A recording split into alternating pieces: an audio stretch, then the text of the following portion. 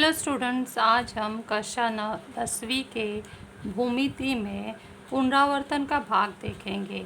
जैसे कि हमारा जून का महीना पढ़ाई का शुरुआत हो चुका है इस वर्ष का, तो सबसे पहले हम नया पाठ शुरू करने से पहले पिछली कक्षा में कक्षा 9वीं के भूमिति में हम कौन कौन से महत्वपूर्ण सूत्र, परिभाषाएं, प्रमेय, अभिग्रहित कथन पढ़ चुके हैं, उसका रिवीजन करेंगे। ऐसा क्यों करने के लिए बोल रही हूँ? क्योंकि भूमिति में कोई भी सूत्र छोटा नहीं होता है। वो सूत्र अपने आप में एक वाक्य के रूप में होता है, अर्थात प्रमेय के रूप में होता है। और इतने बड़े बड़े कथनों को समझना आसान होता है, लेकिन उसका उपयोग करना तभी आसान हो सकता है जब उसको हम समझकर याद रखें, तभी हम उसको आसानी से सवालों में उपयोग कर सकते हैं। और ऐसा नहीं है कि कक्षा 10वीं के लिए आपको सिर्फ 10वीं के ही प्रमेय उपयोग में आएंगे। कक्षा 10वीं में आने वाले जो सवाल बाहर के भी एक्सपेक्टेड होते हैं पेपर में, उन सब में भी सवालों में कक्षा 9वीं, कक्षा 8वीं में आने वाले भूमिति के जो भी हम प्रमेय, परिभाषा, सूत्र पढ़े हैं, उनका उपयोग होता है। अब चूँकि हम कक्षा 10वीं का भूमिति पढ़ने वाले हैं, तो इस जून महीने में हम रिवीजन का भाग पहले करते हैं, जिसमें हम प्रमेय, महत्वपूर्ण परिभाषाएं, सूत्र, कथन इत्यादि को अच्छे से समझेंगे, दोबारा लिखेंगे और याद भी करेंगे। बस इसमें खासियत ये है कि हमें यहाँ सिद्ध नहीं करना है, उन कथनों को समझना है और कथनों को याद रखना है और आगे चल के इनका उपयोग भी करना है। तो अब कक्षा 9वीं के भूमिति के पहले पाठ से हम महत्वपूर्ण जो भी बातें हैं वो यहाँ नोट किया गया है। मैं पढ़ते जा रही हूँ, आप लोगों को साथ में समझाते भी जा रही हूँ। आप इसे 200 पेज की जो लॉन्ग नोटबुक फेयर की बनाए हैं, उसमें सबसे पहले यही रिवीजन का भाग लिखेंगे। रचना वाले नोटबुक, जो प्लेन नोटबुक है, उसमें हम रचना मूलभूत का शुरुआत किया है, लेकिन वो हम उसको कंप्लीट बाद में करेंगे। सबसे पहले हम ये मूलभूत सूत्र जो है 10वीं के लिए उपयोगी, वो लिखते हैं।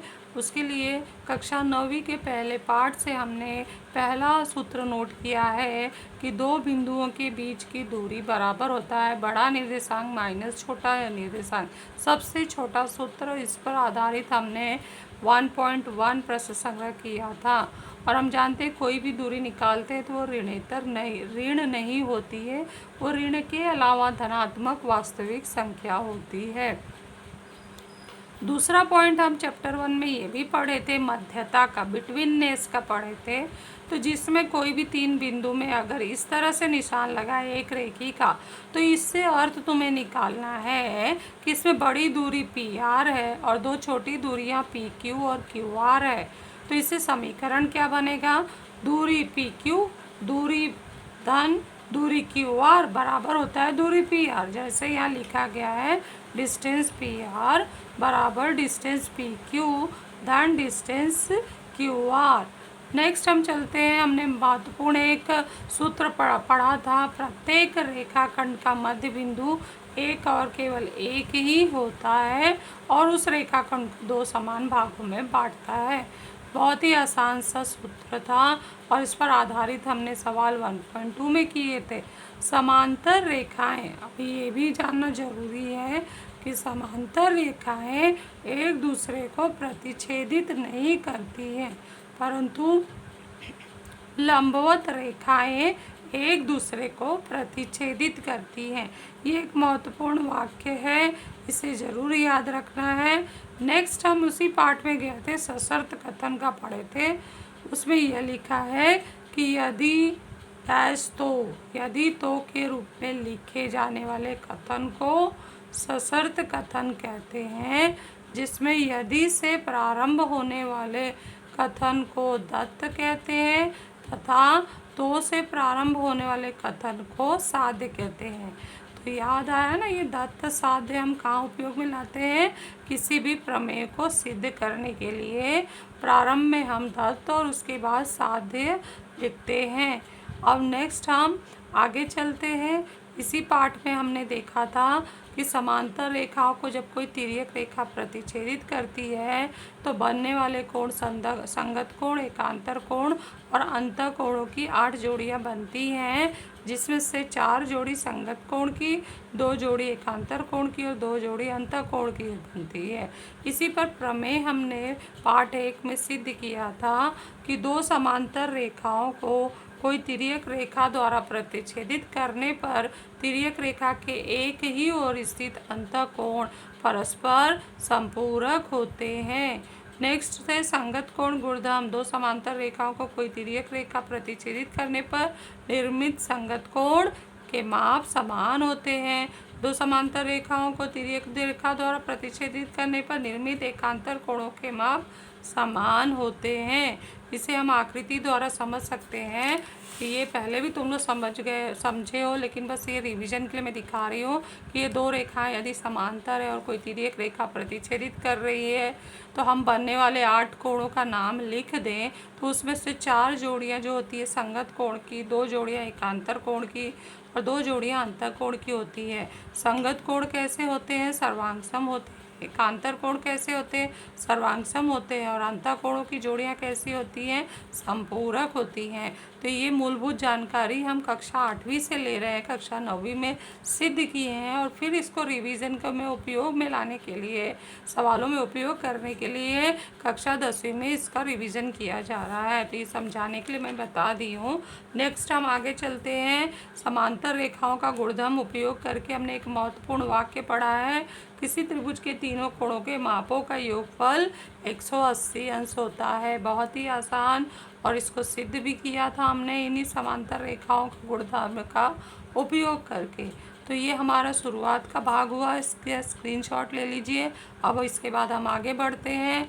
तो आगे बढ़ते हैं तो देखते हैं कि आगे हमने अभी तक जो समांतर रेखाओं का गुणधर्म प्रमेय के रूप में पढ़े हैं, अब हम वही चीज़ कसौटियों के रूप में पढ़ेंगे। कसौटियाँ वो होती हैं जो हमारे उद्देश्य को पूरा करती हैं। हमारा उद्देश्य क्या है? हमने इसको समांतर रेखाओं के पाठ में पढ़े थे कक्षा 9वीं में, पार्ट 2 में।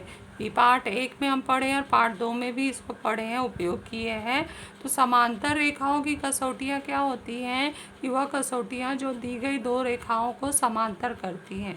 और दी गई दो रेखाएं कब समांतर होती हैं? जब बनने वाले विशिष्ट कोणों की जोड़ियों में कुछ खास बात दिखाई दे। जैसे तिर्यक रेखा के एक ही ओर बने अंतः कोण की एक जोड़ी संपूरक हो तो वे रेखाएं समांतर होती हैं, तो ये कहलाई अंतः कोण कसौटी। और यदि तिर्यक रेखा से बनने वाले एकांतर कोणों की एक जोड़ी समान हो जाए तो वे रेखाएं परस्पर समांतर होती हैं। नेक्स्ट, तिर्यक रेखा के द्वारा दो रेखाओं पर बनने वाले संगत कोणों की एक जोड़ी समान हो जाए तो वे रेखाएं परस्पर समांतर होती हैं। ये तीनों भी वाक्य पहले के ठीक उल्टे हैं जो हमने गुणधर्म में पढ़ा, और इसीलिए 3 वाक्य कसौटियाँ कहलाती हैं। इसे हम कहते हैं अंतः कोण कसौटी, एकांतर कोण कसौटी, संगत कोण कसौटी। इसका उपयोग हम 10वीं में सवालों में करते हैं, तो दोनों का अंतर आप लोगों को पहचानना है। नेक्स्ट हमने पढ़ा था त्रिभुज के दूरस्थ अंतः कोणों का प्रमेय, पार्ट 2 में। त्रिभुज के बहिष्कोण का उसके दूरस्थ अंतः कोणों के मापों के योगफल के बराबर होता है। जो त्रिभुज के बहिष्कोण का जो माप है उसके दूरस्थ अंतः कोणों के मापों के योगफल के बराबर होता है। तो इसको हम डायग्राम से समझ सकते हैं। यहाँ पे जो डायग्राम है कि जैसे एक त्रिभुज ABC है और कोण ACD उसका बहिष्कोण है, तो इस बहिष्कोण का माप उसके दूरस्थ अंतः कोण A और कोण B, कोण ACD के लिए दूरस्थ अंतः कोण है। ये संलग्न अंतः कोण है और कोण A और कोण B दूरस्थ अंतः कोण है। तो हमने ये प्रमेय में सिद्ध किया था कि बहिष्कोण का माप उसके दूरस्थ अंतः कोणों के मापों के योगफल के बराबर होता है। तो ये आकृति से मैं समझा दी। तो नेक्स्ट अब हम चलते हैं यहाँ पर। नेक्स्ट हमारा क्या है? त्रिभुज के बहिष्कोण के प्रमेय का गुणधर्म। ये हमारा दूरस्थ अंतः कोण था जिसमें मापों का योगफल के बारे में था, और ये बताता है कि त्रिभुज का बहिष्कोण का माप उसके दूरस्थ अंतः कोण से सदैव बड़ा होता है, क्योंकि हमने देखा यहाँ पर कि ये जो बहिष्कोण है इन दोनों के योगफल के बराबर होता है। तो वो यह बहिष्कोण प्रत्येक अंतःकोण से, प्रत्येक दूरस्थ अंतःकोण से कैसा होगा, सदैव बड़ा ही होगा। तो ये हमने समझ लिया आकृति के द्वारा। ये सब हम 9th में पढ़े हैं। अब नेक्स्ट हम पार्ट 3 में त्रिभुजों की सर्वांग समता की कसौटियाँ पढ़े थे। ये कसौटियाँ हम 8वीं में भी पढ़ चुके हैं, तो उसी का रिवीजन एक बार करते हैं, क्योंकि ये 10वीं में कई सवालों में इसका उपयोग होने वाला है। तो कसौटियाँ हमारे 5 प्रकार की होती हैं। तो आपको ये इस पेज का सबसे पहले यहाँ तक आप लोगों ने लिख लिया होगा, ये इसका स्क्रीनशॉट ले लेना है।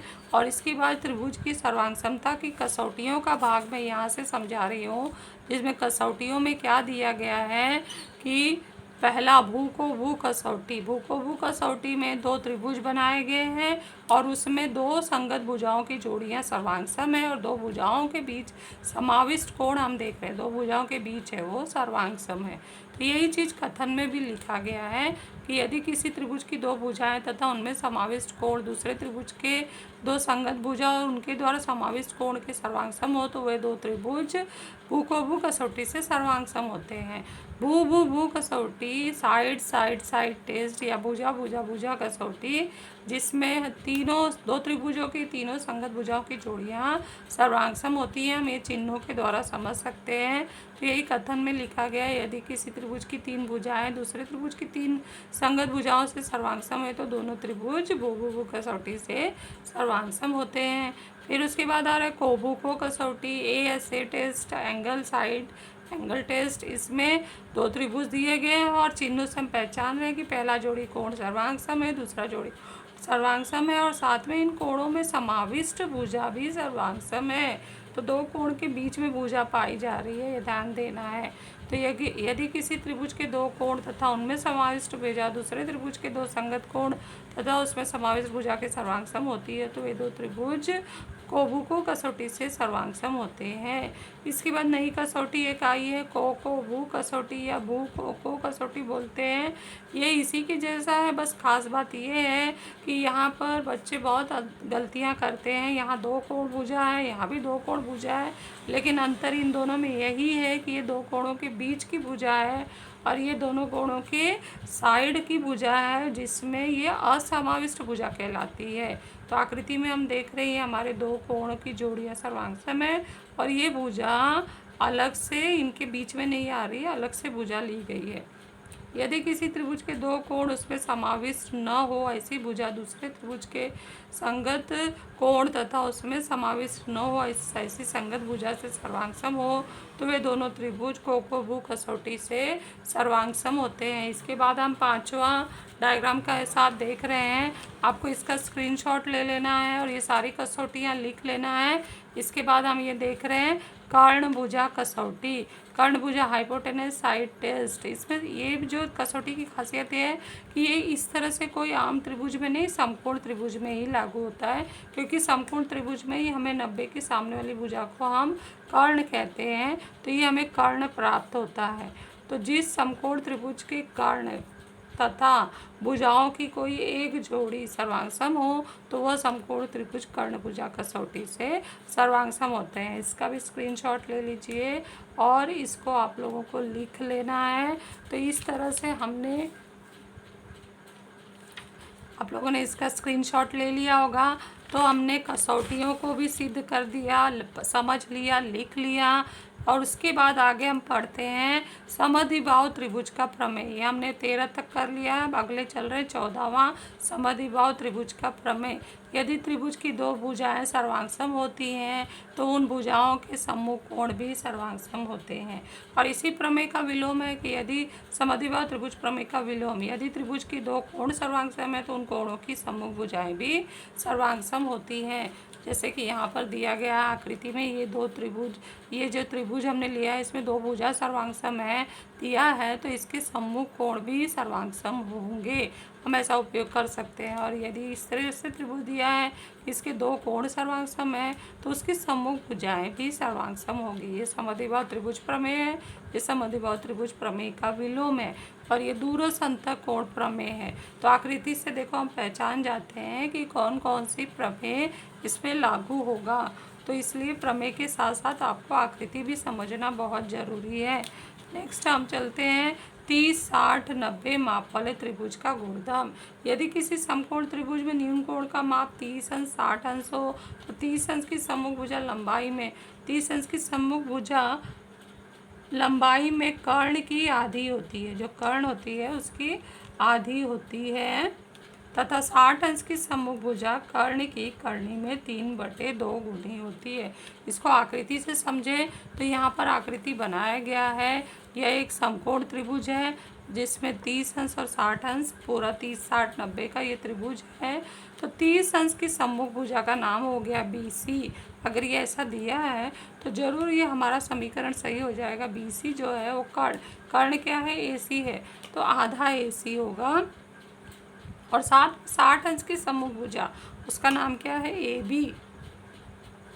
और जो कर्ण की करनी में 3/2 गुणे AC होगा। तो इस तरह से हमने 30, 60, 90 गुणधर्म का इस त्रिभुज में उपयोग करके ऐसा समीकरण लिखा। तो इसी तरह से इस पर आधारित सवाल आप लोगों को पूछे जाएंगे। तो आप लोग इस पेज का स्क्रीनशॉट ले लीजिए। ये हमारे रिवीजन का पार्ट 1 भाग है, चूँकि हमें कक्षा 9वीं के भूमिति के सारे पाठों का गुणधर्म, प्रमेय, परिभाषा, सूत्र नोट करना है। तो अब तक हमने 3 पार्ट का कुछ भाग तक, 3 पार्ट भी पूरा नहीं हुआ है, 3 पार्ट के आधे भाग तक हमने प्रमेय को समझ लिया है और उसके कथनों को फेयर बुक में नोट किया है। इसको आपको नोट भी करना है 10वीं के फेयर नोटबुक में स्टार्टिंग में पार्ट 1 शुरुआत करने से पहले, और साथ में मुझे याद करके थोड़े थोड़े वाक्य जितना तुमसे हो सके याद करके ऑडियो भी भेजते रहना है। Thank you.